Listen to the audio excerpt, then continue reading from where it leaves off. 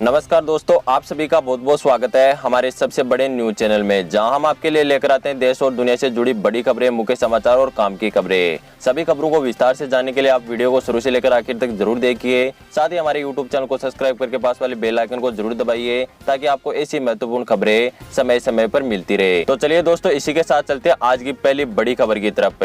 अगले 48 घंटों के बाद कोरोना से जंग जीत जाएगा दुनिया, रूस ने किया वैक्सीन बनाने का दावा। क्या अगले 48 घंटे के बाद में दुनिया को कोरोना वायरस के खिलाफ लड़ाई में बड़ी जीत मिलने जा रही है। 13 अगस्त को कोरोना वायरस की वैक्सीन रजिस्टर करवाने जा रहा है रूस के उप स्वास्थ्य मंत्री ने कहा है कि रूस 13 अगस्त को कोरोना वायरस के खिलाफ अपना पहला टीका रजिस्टर करवाएगा। ये पहली वैक्सीन होगी जो कोरोना वायरस के लिए होगी। यह संयुक्त रूप से विकसित की जाएगी, जिसके बाद में कोरोना का परफेक्ट इलाज किया जाएगा, पूर्णतः इलाज किया जाएगा। और इस वैक्सीन को रूस ने दावा किया है कि ये कोरोना वायरस को जड़ से खत्म कर देगी। रूस ने कहा है कि अगले महीने से कोरोना वायरस का प्रोडक्शन शुरू हो जाएगा, क्योंकि वैक्सीन का अंतिम चरण ह्यूमन ट्रायल भी सफलतापूर्ण पूरा कर लिया गया है। दावा यह भी किया जा रहा है कि रूस के द्वारा बनाई जा रही कोरोना वैक्सीन जल्दी बाजार में आ जाएगी। और भारत को भी कब तक मिलती है, अभी तक भारत के स्वास्थ्य मंत्रालय ने यह दावा पुख्ता नहीं किया है कि यह दवा अगले महीने से भारत में मिल जाएगी या फिर 2-3 महीने का भारत को इंतजार करना पड़ेगा।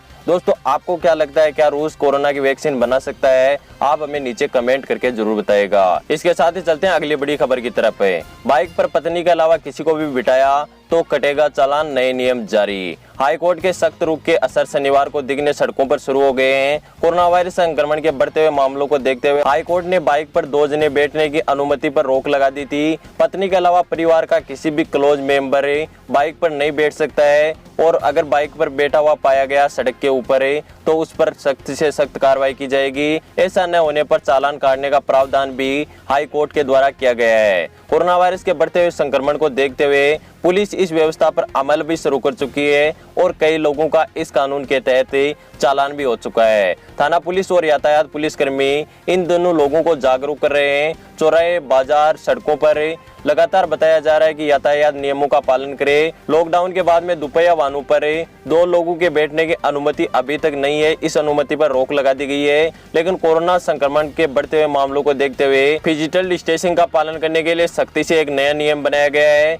जिसके तहत आप अपनी पत्नी के अलावा अपनी बाइक पर किसी भी व्यक्ति को नहीं बैठा सकते। यानी 2 जने अगर बाइक पर पत्नी के अलावा पाए जाते हैं, उनके खिलाफ पुलिस के द्वारा लीगल कार्रवाई की जाएगी, साथ ही उसको चालान भी भरना पड़ेगा। दोस्तों, यह कानून आपकी राय में आपको कैसा लगा, आप हमें नीचे कमेंट करके जरूर बताएगा। इसके साथ ही चलते हैं अगली बड़ी खबर की तरफ। एयरटेल, वोडाफोन और जियो किसका है नेटवर्क सबसे फास्ट, जानिए रिपोर्ट में हुआ बड़ा खुलासा। समय के साथ इंटरनेट बेहद ही जरूरी चीज बन गई है। साथ ही अब इंटरनेट की रफ्तार भी मायने रखती है कि कौन सी कंपनी आपको सबसे अच्छा नेटवर्क उपलब्ध कराती है। ग्राहक उस कंपनी की तरफ अधिक रुझान करते हैं जो आपको डेटा पैक अधिक देती है। इसके साथ ही आपको हाई स्पीड नेटवर्क उपलब्ध कराती है। इन कंपनियों में भारत में 3 प्रमुख टेलीकॉम कंपनियों को लेकर मुकाबला चल रहा है, जिसमें एयरटेल, जियो और वोडाफोन के बीच में चल रहा है। लेकिन मैं आपको बता दूं, इन सभी के नेटवर्क को जांचकर एक डाटा बनाया गया है, जिसके बाद में पता चला है कि इनमें सबसे तेज नेटवर्क किसका है। टेलीकॉम रेगुलेटरी यानी ट्राई ने जुलाई 2020 के लिए इंटरनेट की हाई स्पीड का एक रिपोर्ट में खुलासा किया है। इसमें बताया गया है कि इंटरनेट स्पीड के मामले में जियो भारत में सबसे आगे है। इसके बाद में एयरटेल और वोडाफोन का भी 4G जो डाउनलोड स्पीड है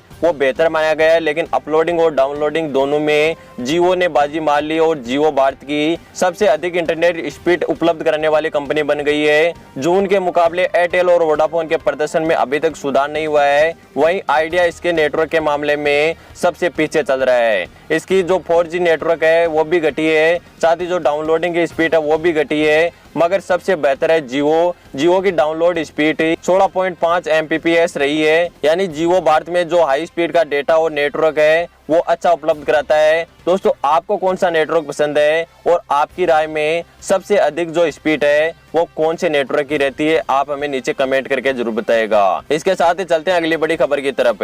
97,000 बच्चे खतरे में, इस समय स्कूल खोलना सरकार को पड़ सकता है महंगा और मच सकता है हाहाकार। दुनिया में कोरोना महामारी के चलते तमाम देशों में स्कूलें खोलने की तैयारी तेजी से होने लगी है। अमेरिका में कोरोना वायरस के मामले की बात करें तो यहाँ पर जुलाई के आखिरी 15 दिनों में लगभग 97,000 बच्चे कोरोना से संक्रमित पाए गए। बता दें कि अमेरिका की एकेडमी ऑफ ऑथराइजेशन की एक रिपोर्ट के आंकड़े के मुताबिक स्कूलें खोलने का जो फैसला है वो इस समय बिल्कुल ही गलत है। साथ ही इस रिपोर्ट में जो अमेरिका की तरफ से रिपोर्ट दी गई है, इस रिपोर्ट में खुलासा गया है कि अमेरिका में कुल 50 लाख लोग संक्रमित है और 3,38,000 संख्या इनमें से बच्चों की है। इन आंकड़ों के सामने आने के बाद में कई विशेषज्ञों ने स्कूल खोलने के फैसले पर सवाल खड़े कर दिए हैं। अमेरिका में केवल जुलाई में ही लगभग 25 बच्चों की कोरोना वायरस की वजह से मौत हो चुकी है। वहीं कुछ विशेषज्ञों का कहना है कि बच्चों में जो कोरोना वायरस फैलने का खतरा है वो अधिक रहता है और तमाम सुरक्षा एहतियातों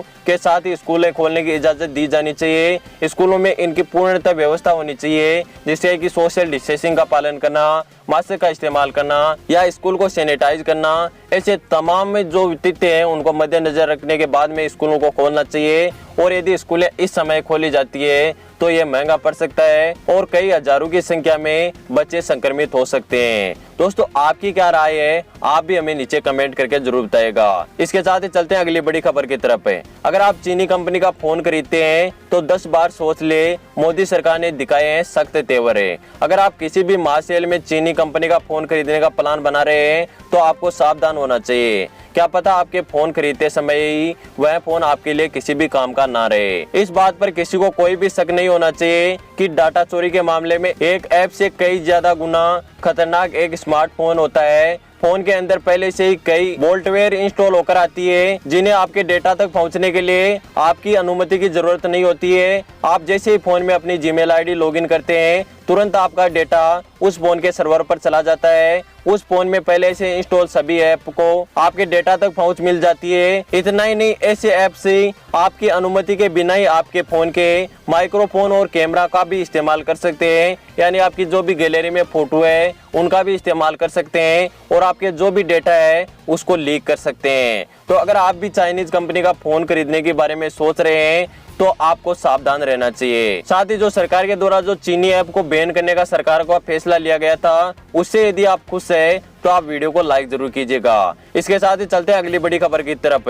अगले 2 दिनों में इन क्षेत्रों में होगी तबाही वाली बारिश सी, जानिए बड़ी खबर है। बिहार, केरल, तमिलनाडु, राजस्थान, पंजाब, हरियाणा, मध्य प्रदेश, पश्चिम बंगाल, उड़ीसा, आंध्र प्रदेश समेत देश के कई इलाकों में मध्यम बारिश होने की संभावना है। इसके साथ ही कई क्षेत्रों में अधिक बारिश की वजह से जल भराव होने की संभावना भी है। इसके साथ ही चलते हैं अगली बड़ी खबर की तरफ। आईपीएल 2021 में नहीं होगी खिलाड़ियों की नीलामी। कोरोना वायरस के कारण मार्च में शुरू होने वाला आईपीएल का 13वां सीजन 19 सितंबर से शुरू होने जा रहा है और वो भी देश से बाहर शुरू होने जा रहा है।